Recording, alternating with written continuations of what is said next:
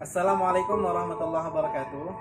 Kembali lagi bersama saya Hendry Nofrizal pada edisi tanya jawab seputar pendidikan anak di masa pandemi COVID-19. Sekarang sudah hadir bersama saya Ustadz Rahmat bin Lubis. Assalamualaikum Ustadz.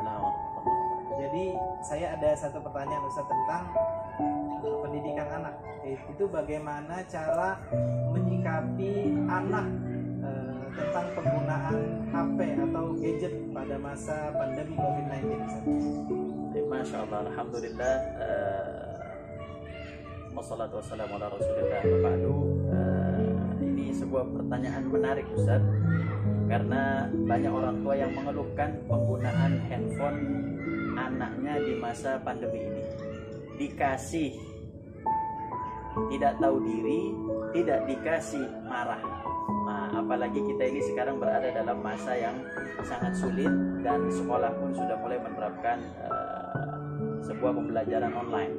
Oleh karena itu ada beberapa kiat-kiat tentunya Ustaz yang harus dilakukan oleh orang tua kepada anak sebelum pemberian handphone ini.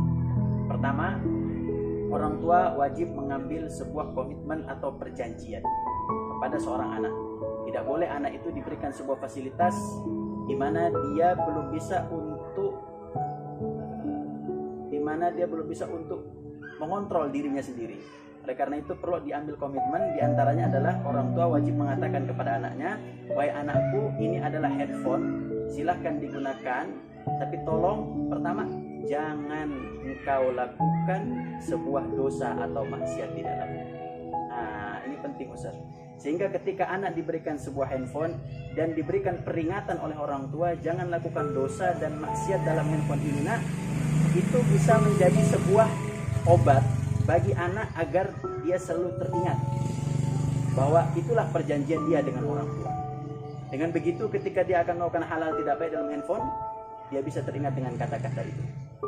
Dan yang kedua, orang tua menyampaikan, "Wahai anakku, jangan dengan adanya handphone ini engkau lalai dengan sholat 5 waktumu.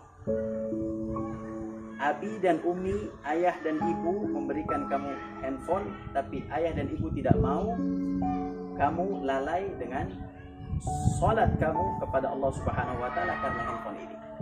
Karena banyak juga ya Ustaz, anak-anak yang lalai dengan handphonenya dan tidak mengenal waktu. Ini sangat berbahaya. Kemudian yang ketiga adalah seorang orang tua wajib mengatakan, "Wahai anakku, handphone ini silakan gunakan untuk pembelajaran dan meningkatkan kualitas dirimu. Ambil yang baik-baik, gunakan untuk pembelajaran online dan jauhkan dari hal-hal yang tidak baik."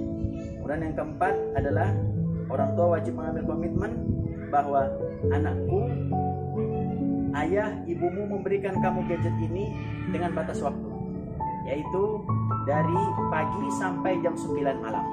Jam 9 malam tolong handphone dan gadget ini diberikan kepada ayah dan ibu kamu."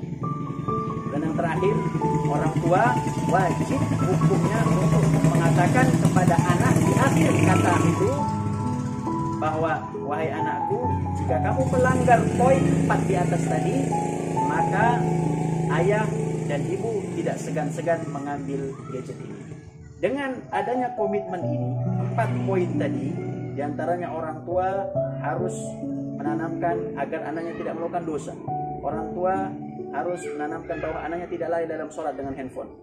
Orang tua harus menanamkan bahwasanya anaknya harus melakukan hal yang manfaat. Orang tua harus menanamkan kepada anaknya bahwa handphone harus dikembalikan pada jam 9 malam.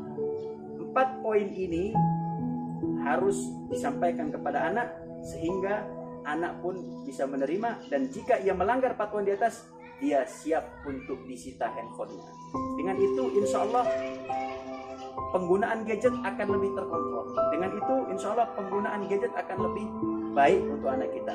Dan jangan lupa bagi orang tua untuk melakukan pemeriksaan kepada handphonenya, apa yang dia lihat, siapa temannya, apa yang dilakukan, itu semua lagi-lagi adalah bagian dari pendidikan terhadap anak dan untuk menjaga generasi anak-anak kita agar tidak tercemar dengan kehidupan luar yang sangat na'udzubillah. Kita berlindung kepada Allah dari sebuah pergaulan yang dahsyat di masa pandemi COVID-19 ini, dan semoga Allah Subhanahu wa taala menjaga anak kita dan juga anak cucu keturunan kita insyaallah. Demikianlah pemaparan yang sudah disampaikan oleh Ustadz kita. Semoga kita dapat menerapkan 4 kiat tadi, dan semoga Allah Subhanahu wa taala senantiasa membimbing kita kepada jalan yang benar.